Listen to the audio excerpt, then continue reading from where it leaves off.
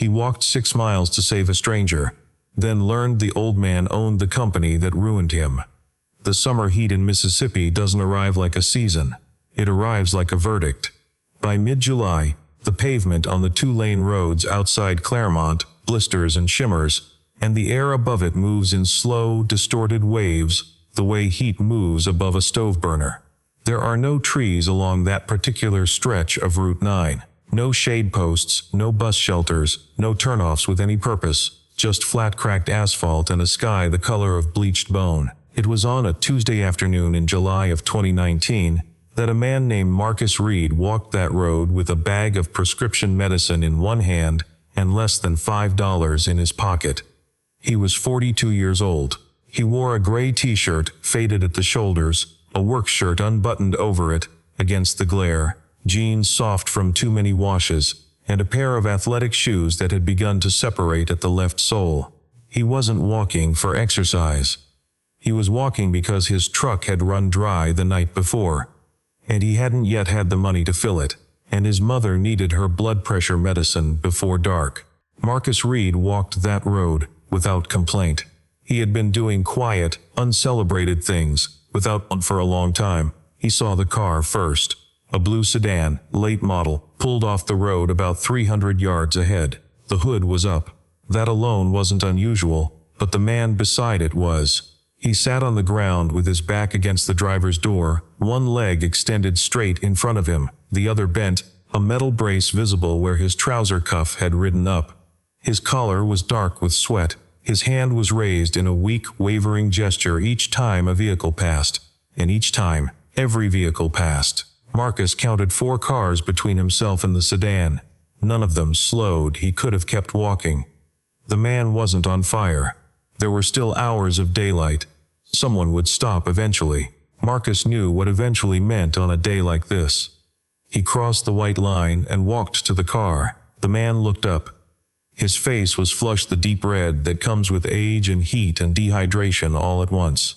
His hair was white, cotton thread, and his eyes, pale blue, opened, with the particular expression of a person who has stopped expecting help, and is therefore startled by its appearance. "Sir." Marcus crouched down to eye level. "You doing all right? I've been better." The man's voice was dry and thin. "Car ran out of fuel. My phone is dead. I've been here about 70 minutes. 70 minutes in this heat." Marcus said it without judgment. He was already assessing. The man's breathing was shallow. His lips were cracked. The brace on his left leg meant walking anywhere was not an option. "Nearest station is about 3 miles south," Marcus said. "I know it." The man almost smiled. "I can't get there." Marcus reached into his bag and removed the water bottle he'd filled at the house before leaving. He'd been saving it. He handed it over without a word. The man looked at the bottle, then at Marcus. "This is yours. Right now it's yours. Drink it slow." The man drank. His hands trembled enough that some of it ran down his chin, and he didn't seem embarrassed about that, only grateful in the way that strips away pride entirely. Marcus stood up and looked south down the road. 3 miles. He had already walked 2 to reach the pharmacy. The medicine in his bag needed to reach his mother. If he walked to the station and back, that was 6 more miles under the afternoon sun, with no water left and shoes that were failing. He looked at the man against the car. He thought of the 4 vehicles that had not stopped. "Stay in the shade of the car," Marcus said. "Keep drinking, don't stand up." The man looked up at him. "You're going? To get you gas. You don't have to do that." "I know." Marcus adjusted the bag on his shoulder.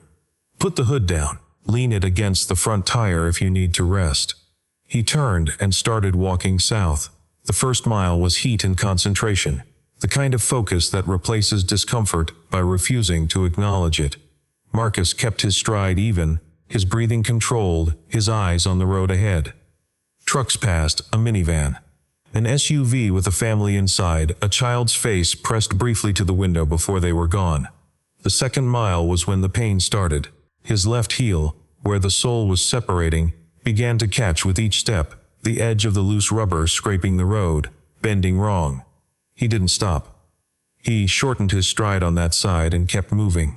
At the far end of the second mile, A gravel lot opened beside a squat building, with a faded red canopy and 2 gas pumps. A hand-painted sign read Ray's Fuel and Supply.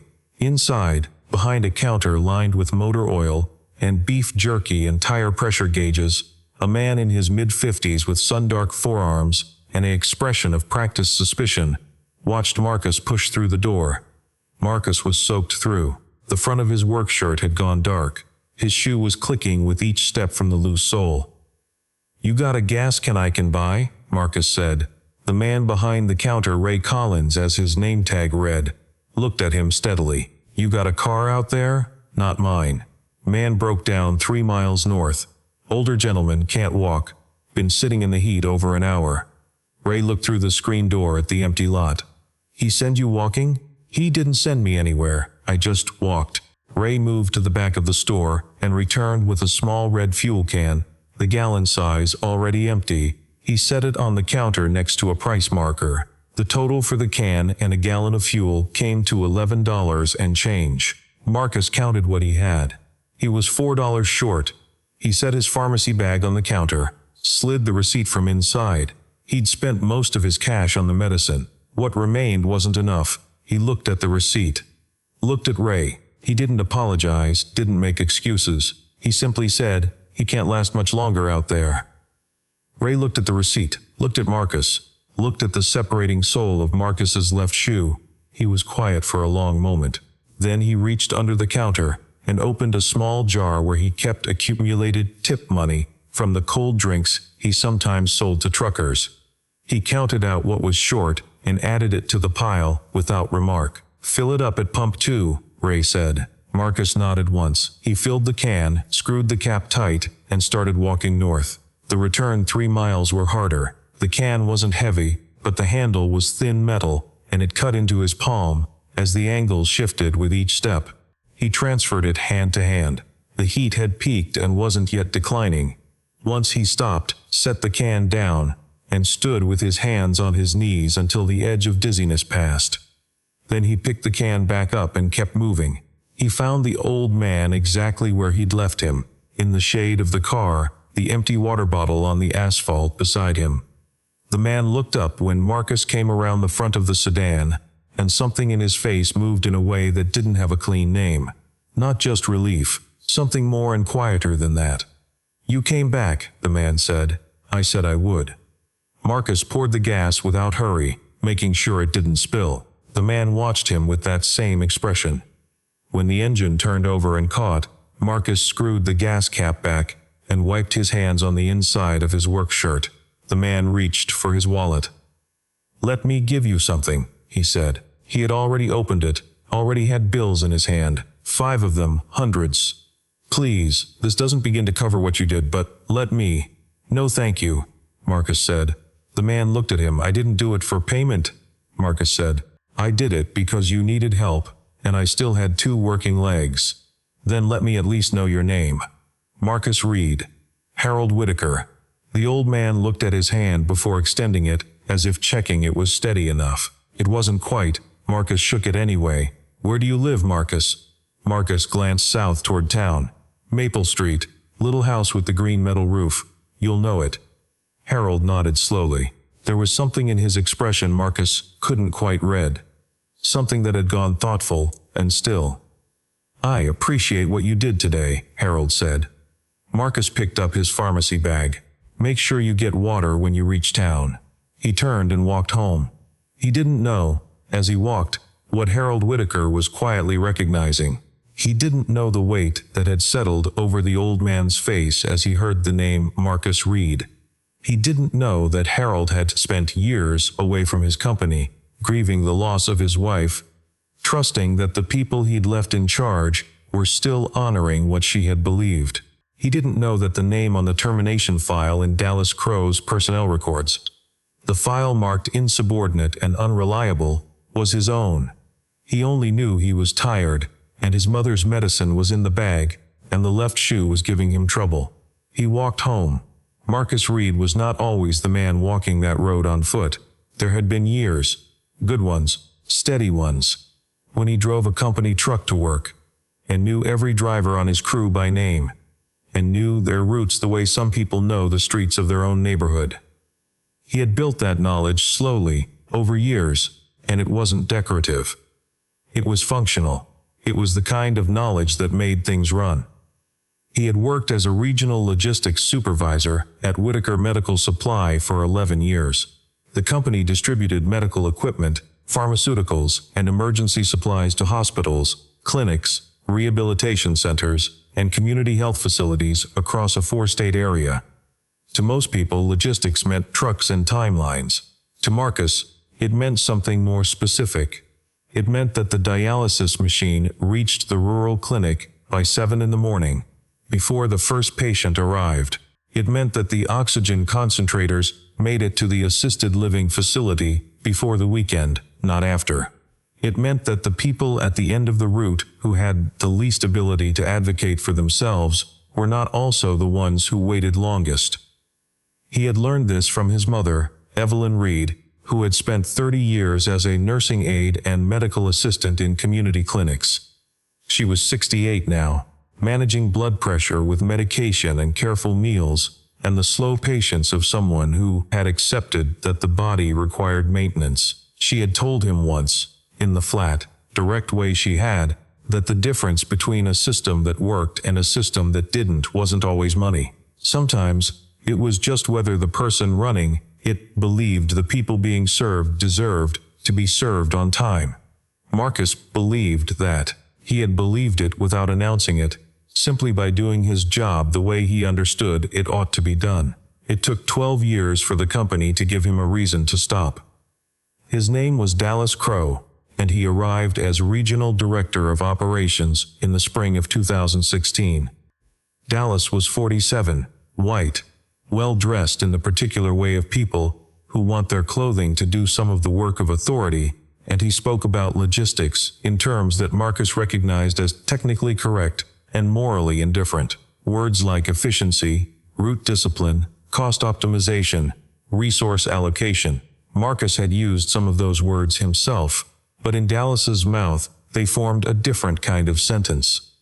Over 3 months, Marcus began to notice changes in the dispatch records. Routes had been altered. Not dramatically, a few miles here, a detour there, a rescheduled stop, a delivery window pushed back. But the alterations had a pattern. The community health facilities, the rural clinics, the zip codes that correlated with lower income, these were consistently moved lower in the priority queue. Higher revenue hospital contracts were protected and often upgraded. The rural clinics were absorbing what Dallas's reports called acceptable delay variance.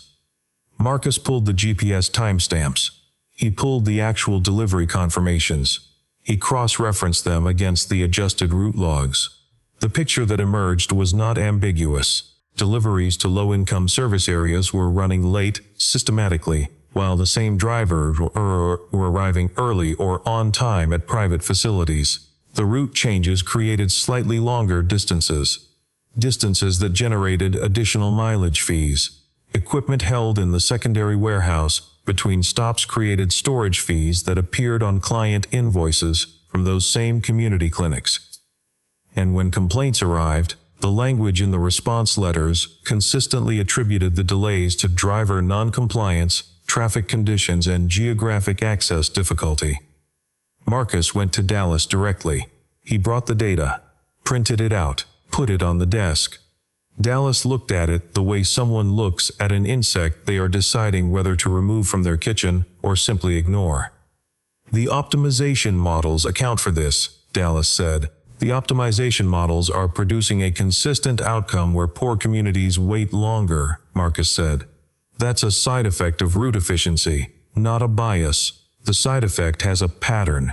Dallas leaned back in his chair. Marcus, you're good at what you do. I'd like to keep you doing it. But your job description doesn't include social policy. It includes accurate reporting, which we're doing. The reports attribute delays to drivers who can prove they arrived at the secondary warehouse on time and were held. Dallas was quiet for a moment. Then he opened a drawer and placed a prepared document on the desk between them. Marcus looked at it. It was a summary report already completed, already signed by Dallas.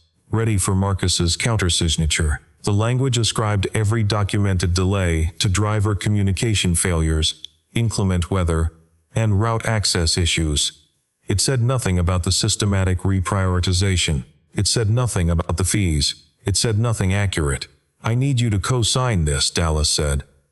Marcus looked at the document. He looked at Dallas. He thought of the dialysis machine and the clinic and the patient who had been waiting in the parking lot.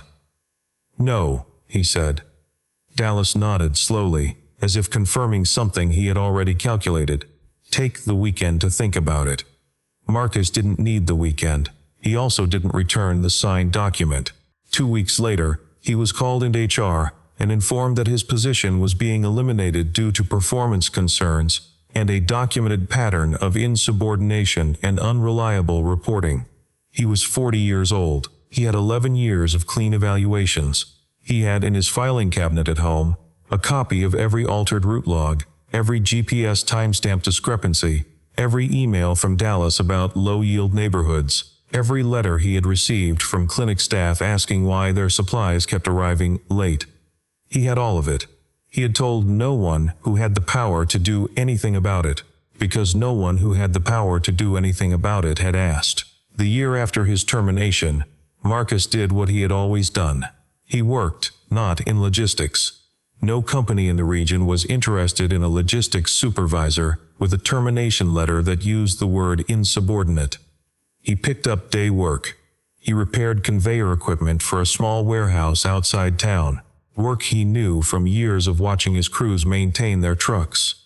He hauled freight for a man who ran a small delivery operation and didn't ask questions. He did moving work, machinery work, whatever came available that paid in cash on Friday. His mother asked him once quietly whether he was all right. He told her he was fine. She looked at him the way she had always looked at him, like a woman who had worked in clinics long enough to know when someone was presenting a managed version of themselves. "You say you're fine before you're empty," she told him, every time. He didn't argue, he couldn't. On the morning that changed the direction of the year, she handed him $12, which was what she had in her purse, and asked him to go to the pharmacy for her blood pressure prescription. If he had anything left over, she said, he should buy himself some water. He told her he'd be fine. He walked out into the July heat. He did not know, as he walked, that Harold Whitaker had spent the last several months moving through a slow, private unease. Harold was 76 and had built the company with his wife, Nora, who had been a community health nurse for 30 years before she got sick. The company had started because of something Nora believed, that medical supply chains existed to serve people, not to optimize around them. When Nora died, Harold stepped back from operations. He had trusted the people he left in charge. He had been wrong to trust without watching. The reports he'd been seeing lately were too smooth. The complaint rates had not risen, which meant either the service had improved or the complaints were being absorbed before they reached him. Driver attrition was higher than it should have been. He had asked questions and received answers that were technically coherent and left him cold. He had decided to drive himself to an old community clinic that Nora had helped supply during the first years, to see it for himself. The car ran out of fuel 3 miles short. His phone was dead. 70 minutes passed. And then Marcus Reed walked around the front of the stalled sedan with a red fuel can. The 3 black SUVs arrived at 7 in the morning. Marcus was in the backyard when he heard them. He had been working on a water pump that the neighbor behind them had asked him to look at, a small job. The kind of thing that filled the early hours now. He came around the corner of the house and saw the vehicles parked along the curb, dark and deliberate, and then he saw Harold Whitaker stepping out of the lead car with a cane. Beside Harold was a woman in her 40s in a gray blazer, carrying a leather folder. She walked with purpose and looked at the house address as if confirming a coordinate. Evelyn appeared at the screen door. She looked at the vehicles, then at Marcus, then back at the vehicles. "You know anyone with those cars?" she said. "Not the cars," Marcus said. He walked to the front of the house. Harold looked at him. The old man's color was better than the day before. He had slept and eaten, and he stood with more steadiness, though the cane was still necessary. He looked at the house, the green metal roof, the porch boards that had been replaced piecemeal, the truck with the flat tire in the driveway, and something moved through his expression that he kept mostly private. "Mr. Reed," Harold said. "Mr. Whitaker, I came to thank you properly. You thanked me yesterday." Harold nodded once. "I also came to ask you something." He paused, and the pause had weight to it, the weight of a man choosing his next words carefully. "I run a company called Whitaker Medical Supply. Have run it for 40 years. My wife and I built it. While I've been away from it, I've been told it's operating well." Another pause. "This morning, my assistant Denise pulled a termination file from approximately 3 years ago. The name on it is yours." The morning went quiet. A bird somewhere in the neighbor's oak tree. The sound of the pump Marcus had been working on, dripping in the backyard. Evelyn pushed open the screen door and came onto the porch. She looked at Harold with the same steady look she had always used on people who came to her door with complicated things. "People write good paperwork for bad reasons," she said. Harold looked at her. He tilted his head very slightly, in a way that acknowledged she was right. "I'd like to hear what happened," Harold said to Marcus. "Not the file's version. Yours." Marcus stood in the yard with the August morning coming warm around them. "If you want the truth," Marcus said, "I'll give you the truth. If you came because the story about yesterday makes you feel something you want to resolve quickly, I don't have time for that."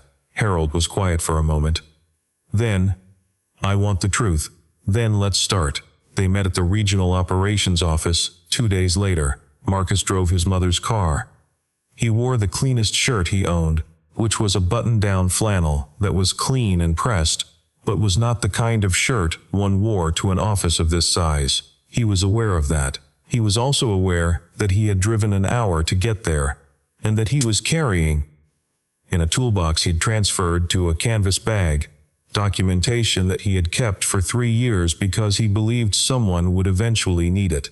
The lobby was marble and recessed light, and the particular silence of places that have been designed to communicate that things of importance happen here. The receptionist looked at Marcus the way certain receptionists look at people when they are trying to determine which entrance the person should have used. He told her he had an appointment with Mr. Whitaker.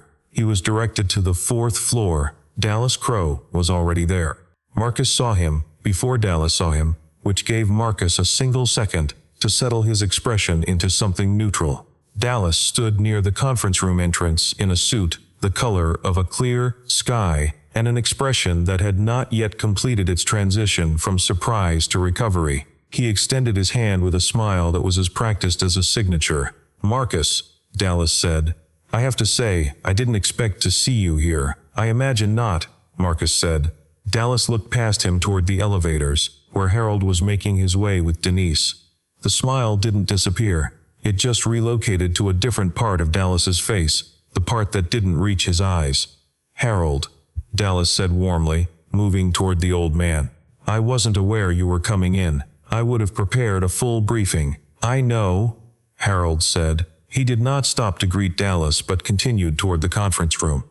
"That's why I didn't tell you." In the conference room, around a table long enough to hold a small gathering, Marcus opened the canvas bag. He removed the toolbox from inside it and set it on the table. Dallas watched this with an expression of controlled amusement, the kind worn by someone who believes they are watching a performance they will soon bring to an end. "This is a toolbox," Dallas said. "I keep documents in it," Marcus said. He opened the box.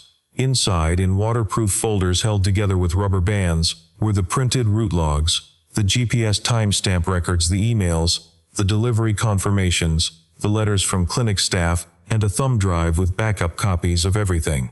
All of it dated. All of it annotated in Marcus's handwriting in the margins. 3 years of careful, patient documentation. Carla Bennett, the company's head of internal audit, picked up the first folder.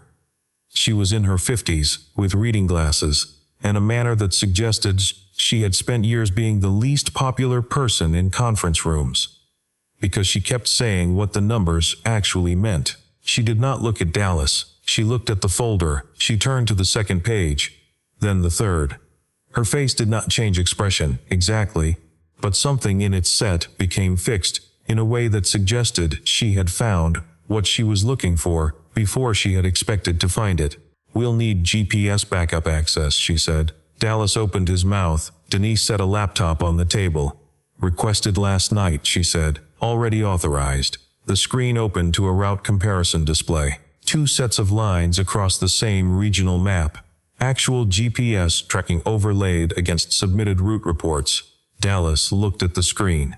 He had the look of a man who had been certain the evidence no longer existed. Marcus pointed to a cluster of stops in the lower left quadrant of the map. 3 community health facilities. The GPS showed a consistent pattern. Vehicles arriving at the secondary warehouse for unscheduled stops, adding time, adding mileage. Deliveries to those 3 facilities running late by 12 to 22 hours. Deliveries to the high-revenue hospital on the opposite side of the map arriving early. "Route optimization," Dallas said. His voice had stayed even. "These are efficiency adjustments based on vehicle capacity and this facility," Marcus said, pointing to one of the markers, "lost a supply of portable nebulizers for a 3-day period. The delay was attributed to driver non-compliance." "I have the text from the triage coordinator describing what happened during those 3 days." He placed a printed email on the table. "She was managing asthmatic patients with expired equipment."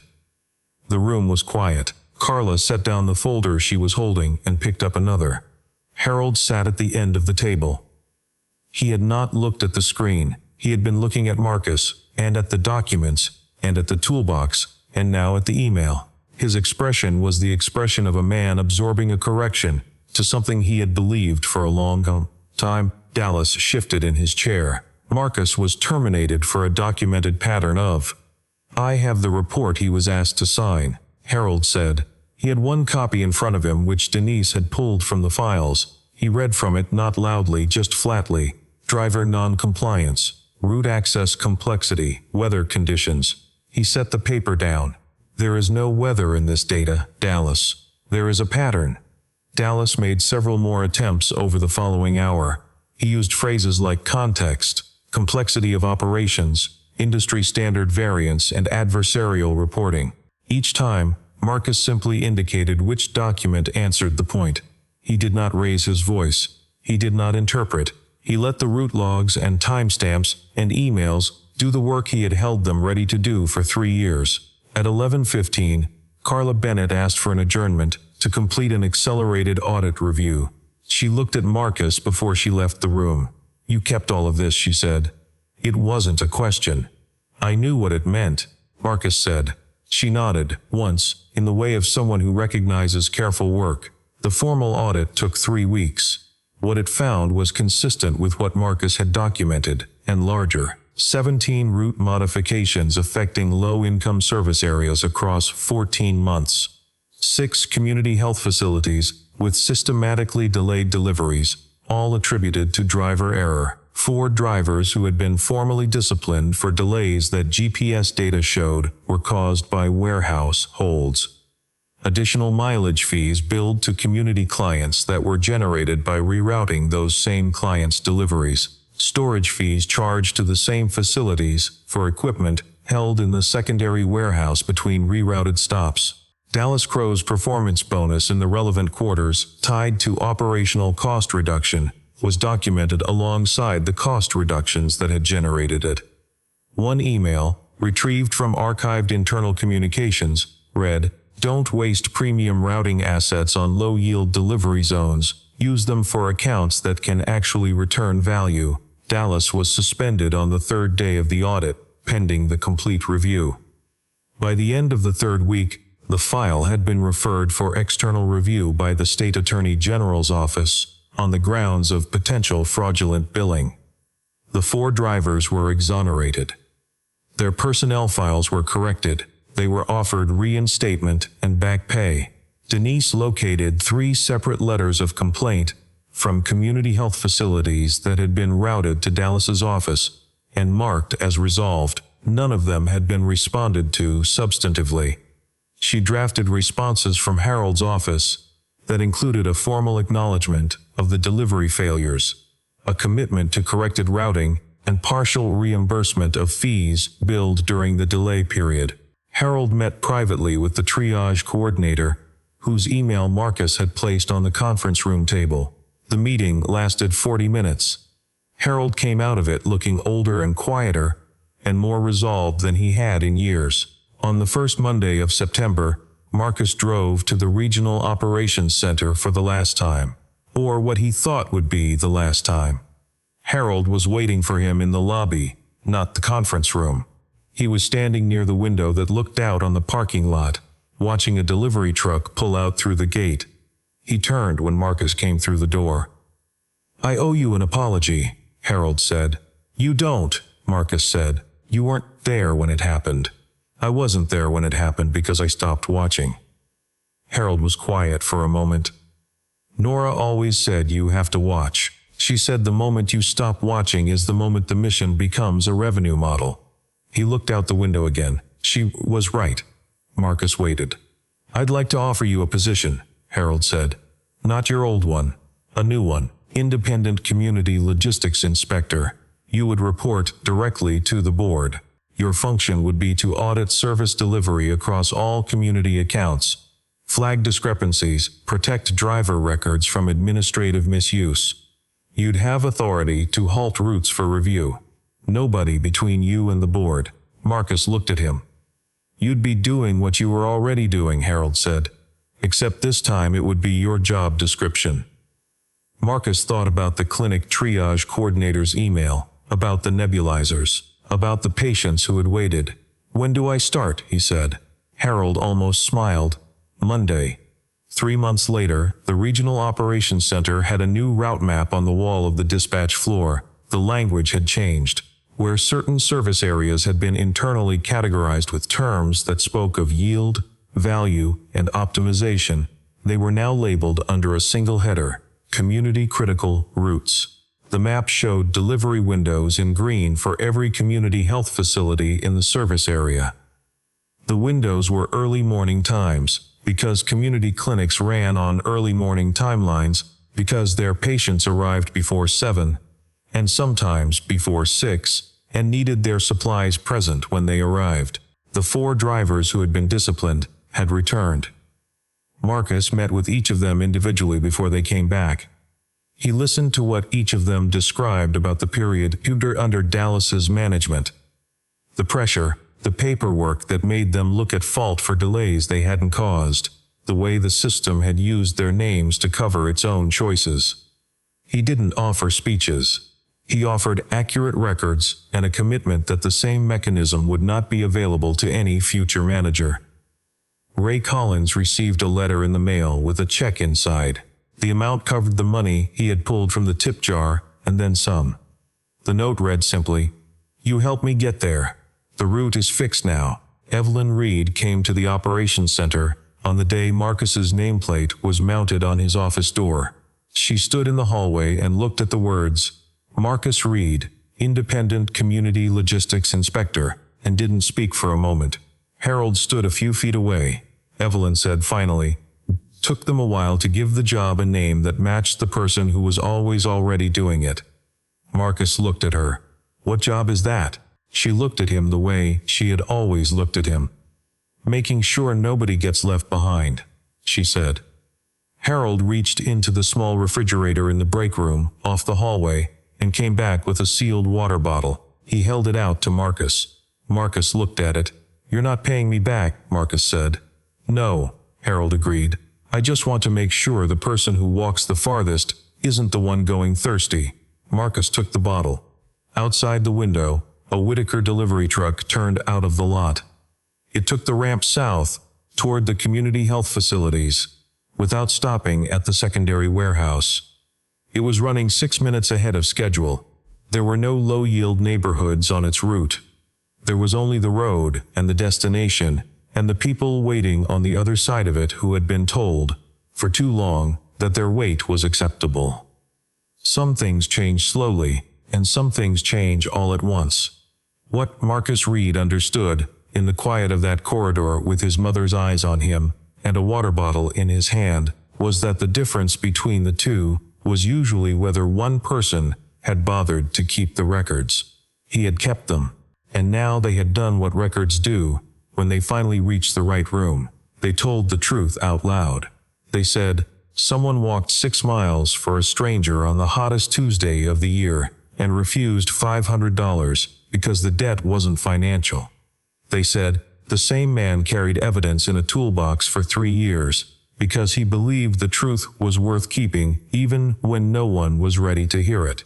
And they said this, a person described in official documents as unreliable, had turned out to be the most reliable thing in the building. Not because the building finally decided to honor him, but because he had never stopped being what he was, regardless of whether it was honored. The routes were fixed, the clinics were served, nobody was left behind. Not this time. Thank you for watching. This channel is no longer supported by ads, and these stories continue because people believe they matter.